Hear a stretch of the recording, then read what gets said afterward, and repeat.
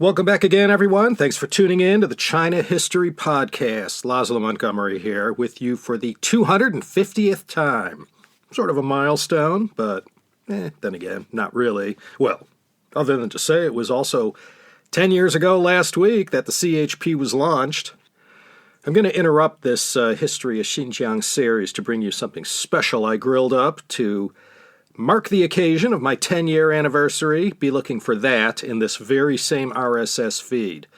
I'll keep the Xinjiang series going according to schedule, but between parts 7 and 8, I'll sneak in a little surprise for everyone.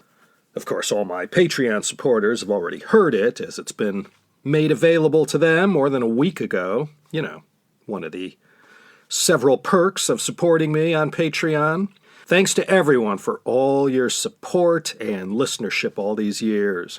Also to those of you who just bumped into me by accident recently and decided to stick around. A heartfelt thanks to all of you. Part 7 this time, History of Xinjiang. That place is starting to look more familiar to us now. The only thing missing are the Uyghurs, and we'll finally get to them in this episode. We finished off last time in the afterglow of the Battle of Talas, 751. In popular Chinese history, a big deal is made of this battle, but it didn't make it or break it for China out in Xinjiang.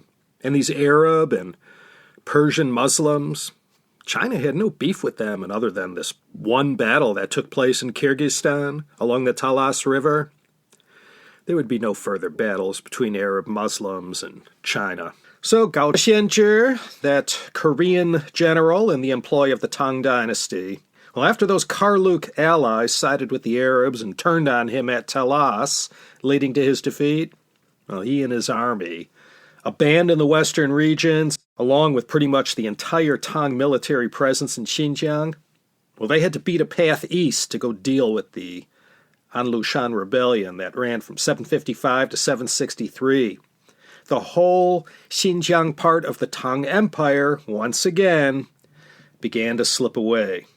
Many Chinese still remain behind in the Turpan Basin in Beijing and Gaochang, and they'll become part of the scenery there and added some Chineseness to the melange of cultures already there for centuries.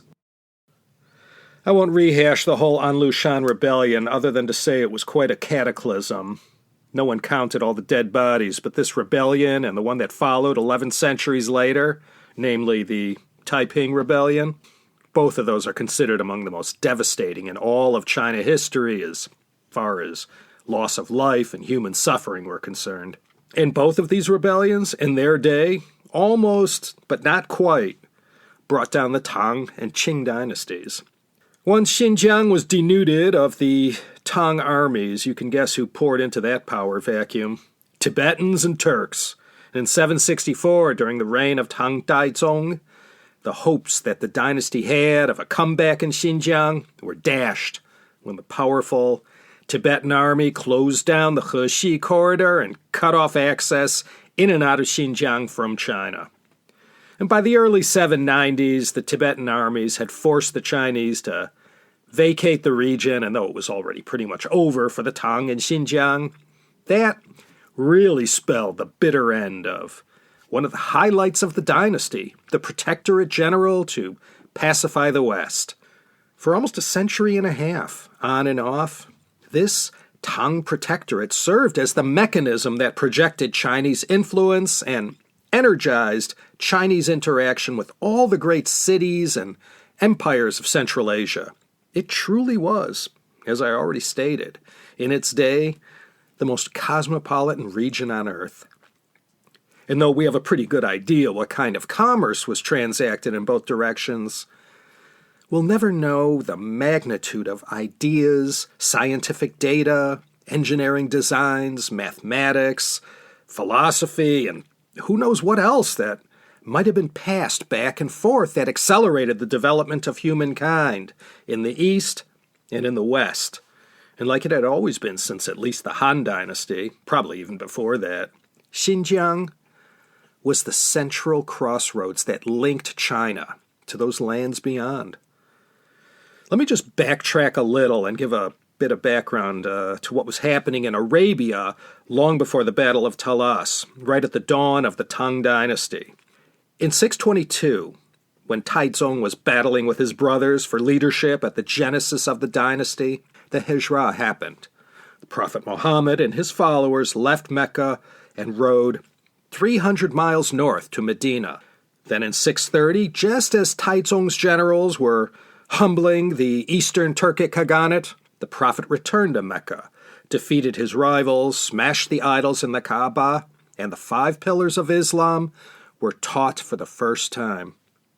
2 years later, still during the reign of Taizong, the Prophet passed, and his followers began fanning out from Arabia and started bringing converts to this new faith.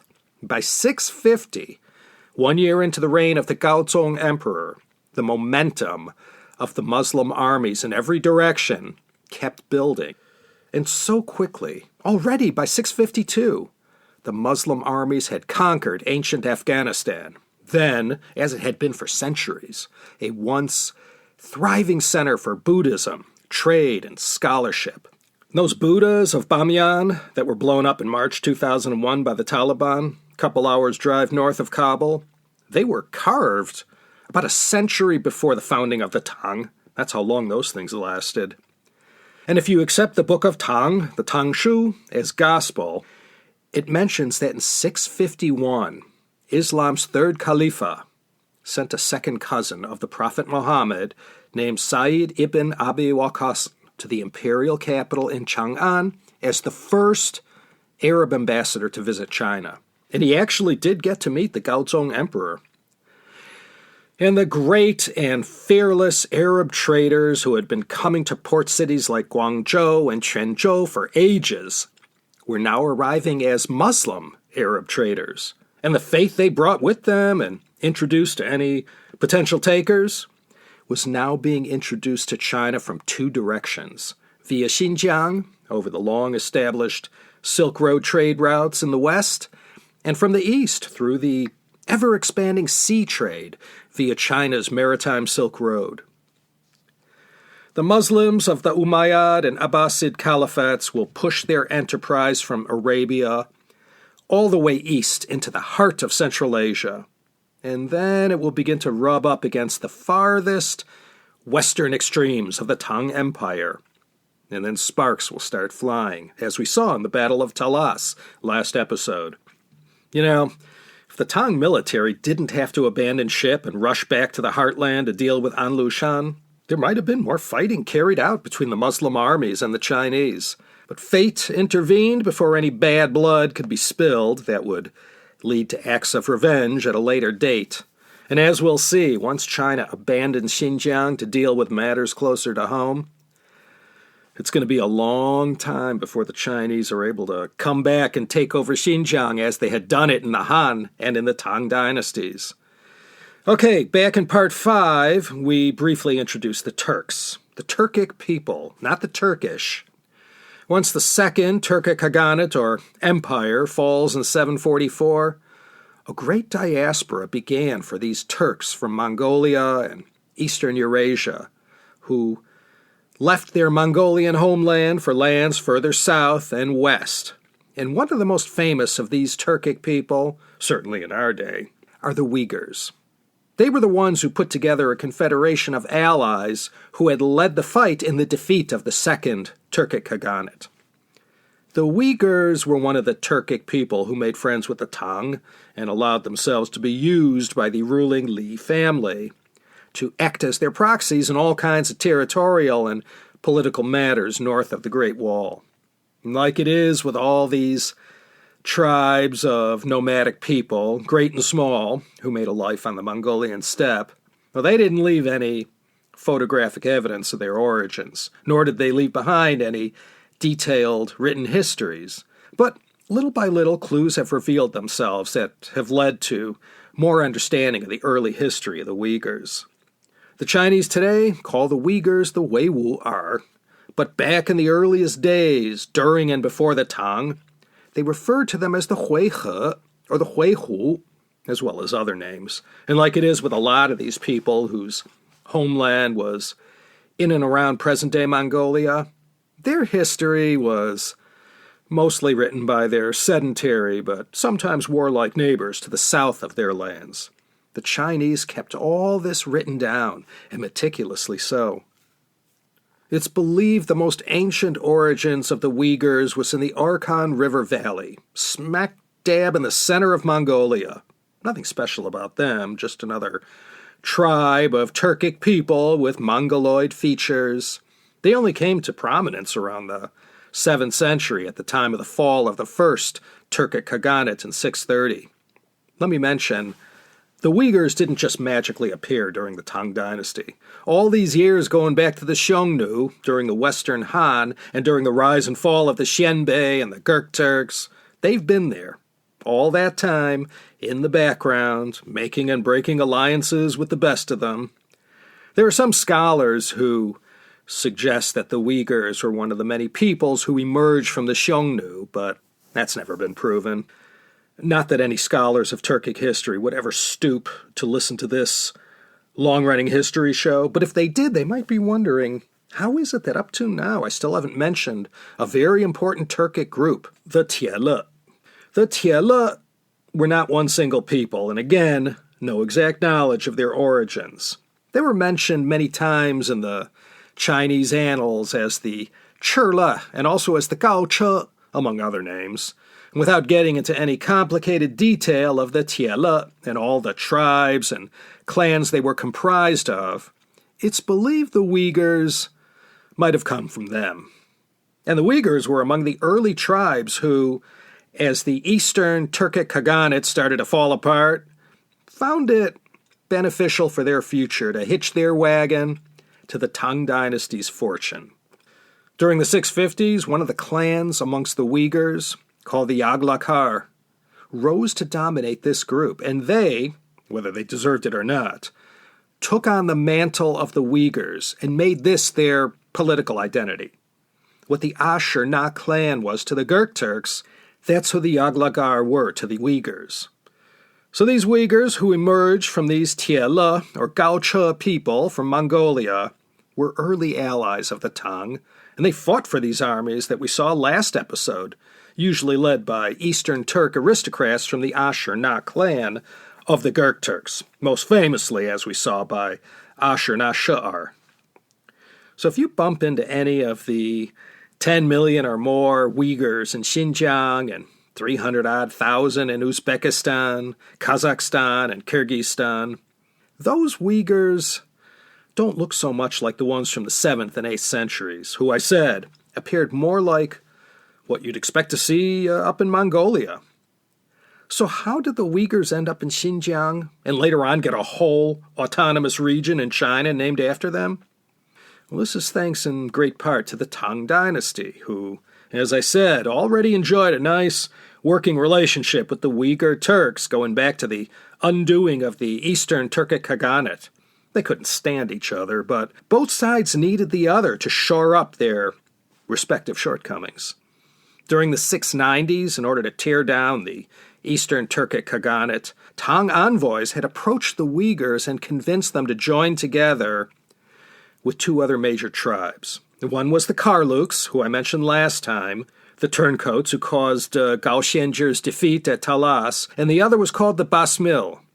So this alliance of Uyghurs, Karluks, and Basmil were able to defeat their overlords in the Eastern Turkic Khaganate, and this was in 744. For almost a century, beginning in the year 744 and lasting till 840, the Uyghurs established their own Khaganate in these very same lands that had been once part of the Xiongnu Empire, then the Xianbei, Roran, Gurk Turks, and now the Uyghurs.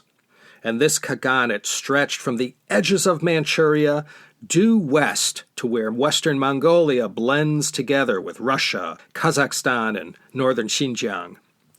The Uyghurs and the Karluks, not long after, teamed up to defeat their Basmil allies, and after putting them away and chasing them far away from this part of the steppe, the Uyghurs ended up turning on the Karluks as well, and made fast work of them. And with these two former allies out of the way, the Uighur Khaganate began to take off.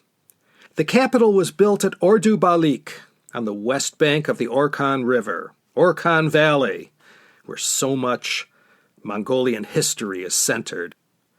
This is not too far from where the Mongols will build their mighty capital, Karakorum. The Uyghurs, too, had their own great and mighty champion who lifted them up to the big time.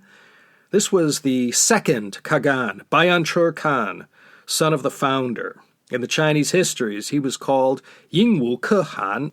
This Uyghur leader, the greatest the Khaganate would see in its century of dominance, between 747 and 755, finished up the conquest of all lands between Manchuria and the Sir-Darya River that ran from the Tian Shan in western Xinjiang all the way to the Aral Sea. Then in 756, 1 year into the Anlushan rebellion, the Tang Suzong emperor, with Luoyang and now Chang'an in rebel hands, knocked on Bayanchur Khan's door, not so much requesting his help as much as he was begging for it. The following year, soldiers from the Uighur Khaganate helped tamp down the rebellion, and though it didn't spell the end of the chaos and killing, Anlu Shan himself was killed, but his progeny would keep the fight going until 762, 763. Suzong was, of course, the son of Xuanzong, the great Emperor Ming, who on his deathbed bequeathed the Anlushan rebellion to his son. Now, aside from hastening the decline of the Tang Dynasty, the Anlushan rebellion lasted 7 years, 2 months, and a day.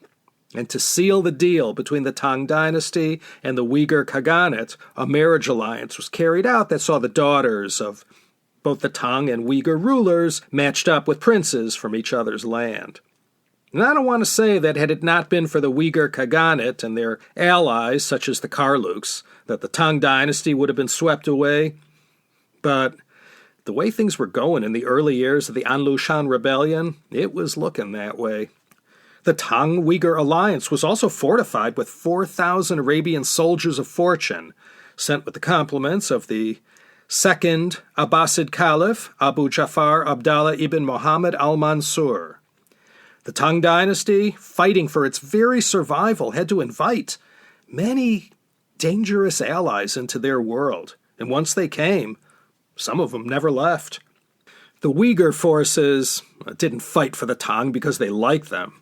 To secure their military support at such a time of crisis as the Anlushan Rebellion, the Uyghurs extracted a very heavy price for their assistance, paid in silk, royal titles, and other luxury goods. Had it not been for the Uyghurs, it's very likely the Tang Dynasty would have only lasted till the mid-8th century.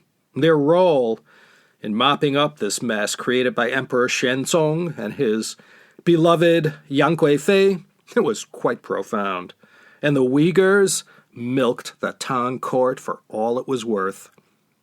The Uighur Khaganate capital, as I mentioned, was located in Ordu Balik, and their government and administration was heavily fortified with Sogdians, who migrated there after the Arabs overran their idyllic lands in Sogdiana and other locations to the west in and around the Fergana Valley. That's how the Sogdians ended up in Ordu Balik, in the numbers they did. And the Uyghur elites and aristocrats saw a lot of good things and sophistication that the Sogdians could lend to their Khaganate. All the centuries of playing a key role in the transaction of Silk Road commerce had taught them a thing or two about running an administration and how you managed it. And they became officials in the Uighur Khaganate and managed all the levers and buttons of their government administration. And these Sogdians who had fled to Mongolia also brought with them their culture and religion as well. That's why so many Uyghurs among their aristocracy took to Manichaeism like they did, and later on to Buddhism as well, but not Islam. Not yet, anyway. In fact, Bayanchur Khan's son, Burgu, was the one royal who had gone head over heels for Manichaeism, and along with the royal family and no small amount of aristocrats, converted to the faith. And in time, Manichaeism became the state religion of the Uighur Khaganate. And I'm not sure if I mentioned this yet, but the Sogdians also lent their written alphabet to the Uyghurs. And once it was adopted, the Uyghurs, with their Altaic spoken language, wrote their texts using this Indo-European, Indo-Iranic script. And this script later on became known as the Old Uyghur alphabet. The Uyghurs found favor not just in the Sogdian alphabet. There was so much else about the Sogdians culturally that was also absorbed by the Uyghurs. And let me also add, just as the Uyghurs looked at the Sogdians as their cultural gurus, well, much later on, when the Mongol Empire was having its great moment in world history, they looked at the Uyghurs in much the same way. Uyghur administrators had a huge hand in the actual running of the Mongol Empire.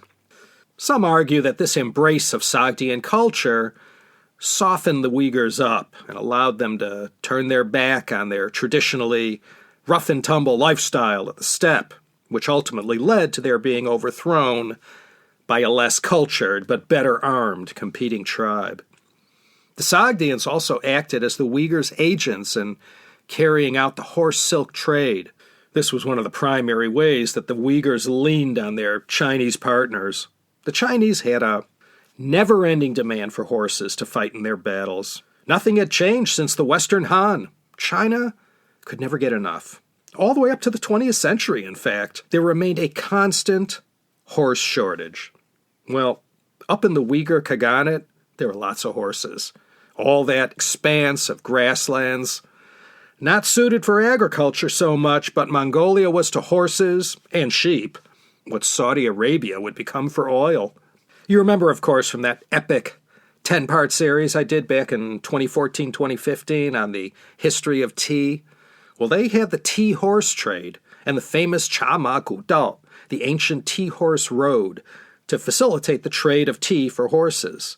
Well, this horse silk trade during the late Tang was a little less equitable, with the exchange rate of horses for silk set at such a rate that, well, the price of each horse was much higher than what the market would yield. Extortion and intimidation, it always worked.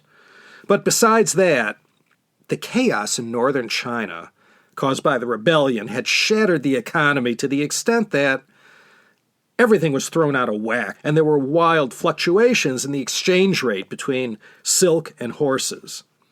You know, this silk that I'm talking about here wasn't silk brocade ready to wear. It was all raw silk, something the Uyghurs and any nomad had little or no use for. But this silk traded for horses was a commodity in itself. And just like Yogi Berra once said, cash was just as good as money. Well, so it was with silk back then. The Uyghurs took all this silk acquired from the Chinese and traded it for commodities that they needed. And these traders, with all that raw silk now, would then take it to markets in the West for processing or reselling. In 779, there was a big shakeup in the Uighur Khaganate that saw Burgu Khagan meeting his end, along with his whole extended family and any supporters. About 2,000 lives in toto. They were all killed by a new Khagan who took over between 779 and 789, the time of the Tang Dynasty Emperor. You won't find it hard to believe that about midway into the 9th century, internal dissension and other problems led to a decline in the power and togetherness of the Uighur Khaganate. Happens all the time. And while the Uyghurs were having their issues, the Tibetans took advantage of this dissension and began moving in on all Uyghur-held lands in the Tarim Basin. And what followed was the Uyghur-Tibetan War, which saw the Tibetans emerge on top, and the Uyghurs were pushed out of these rich lands. The Uyghurs had a Sogdian problem. They depended heavily on the Sogdians to manage their government administration, very much in the manner that eunuchs were used throughout Chinese imperial history. And just like the eunuchs had, well, these Sogdians had their detractors in the Uyghur government who weren't on board with everything that they were doing. And this group was one of several factions that arose at the top. There was the pro- and anti-Sogdian factions. And like we'll see amongst the Mongol Empire much later on, some wanted to maintain their traditional steppe culture and ways, and some wanted to settle down and become less warlike. Going back to the Xiongnu and the Han Dynasty, it had always been a case of one badass after another north of China's Great Wall, who were able to unite the nomads into one fighting force that allowed them to enjoy the fruits of hegemony and to also glom off the fat of the Chinese lands to the south. In 840, for the Uighur Khaganate, their 15 minutes were up. There was a new power who was not only able to put an end to this political organization, they even chased the Uyghurs out of these homelands in Mongolia. So if you were ever wondering, how did all these Turkic-speaking Uyghurs from lands in core Mongolia end up in Xinjiang? Well, this is how it happened. They were pushed out by a group we know as the Yenisei Kyrgyz. They were called that because their homeland ran along the Yenisei River, fifth longest in the world. The source of the Yenisei is in northern Mongolia, and like the Nile, it flows northward, and the Yenisei empties out into the Arctic Ocean. They had been beating up on the Uyghurs on and off since almost the founding of the Khaganate. The Yenisei Kyrgyz had been around since 550, and their base was in a very well-watered area along this great river, just beyond the northwest borders of present-day Mongolia. And as I said, in 840, the lands that had once belonged to so many nations of the Mongolian steppe, including the Uyghurs, now belong to these Yenisei Kyrgyz, who, like the Uyghurs, are said to have also been originally part of these Tiele, Turkic people. These Kyrgyz of the late Tang Dynasty were not the same Kyrgyz you might run into on the streets of Bishkek today. These Yenisei Kyrgyz are also referred to as the ancient Kyrgyz. I guess what's important for our story is that they were next in line after the Uighur Khaganate to become the dominant power of the steppe. And as the Uyghurs had done to the Karluks, the Yenisei Kyrgyz chased the Uyghurs out of their Mongolian homeland and into the basins of Xinjiang and elsewhere too, but mainly Xinjiang. So 840 CE, 1,180 years ago, with the fall of the Uighur Khaganate, they too had their own little hijra, or departure, to the west in three general directions, and established three kingdoms lasting various lengths of time. We'll see from here on out, it's still quite a complicated history with the same old reliable avalanche of hard-to-remember names of people, battles, and ephemeral names of forgotten places, all written down in the official histories. But for the most part, well, not only will you be happy to know, but I'm happy to say, for our Xinjiang story, well, as far as the Uyghurs went, this new age in their history will take us all the way to 1759. So beginning right here in the mid-9th century, the history of these three kingdoms I'm going to introduce is where the more recent history of Xinjiang starts to happen. So this Uyghur diaspora, they mainly ended up in three places: Gansu, Qinghai, and Xinjiang. And rather than start introducing these kingdoms set up by the Uyghurs in Xinjiang, class dismissed. Let's allow the curtain to fall right here until next time, when I hope we can meet again. I'll spare you the Patreon and PayPal donation pitch this time. Instead, let me announce one more time, I will be uploading a special CHP series to mark the occasion of the 10-year anniversary of the China History Podcast. I'll start publishing them in a day or so. And by the time we get to the next episode, part 8 in this Xinjiang series, the entirety of this special program will have been posted. So I do hope you'll check that out. Okay, this is Laszlo Montgomery for the 250th time. Signing off from Los Angeles, California, IA. Please think about coming back for more Uyghurs next time in part 8.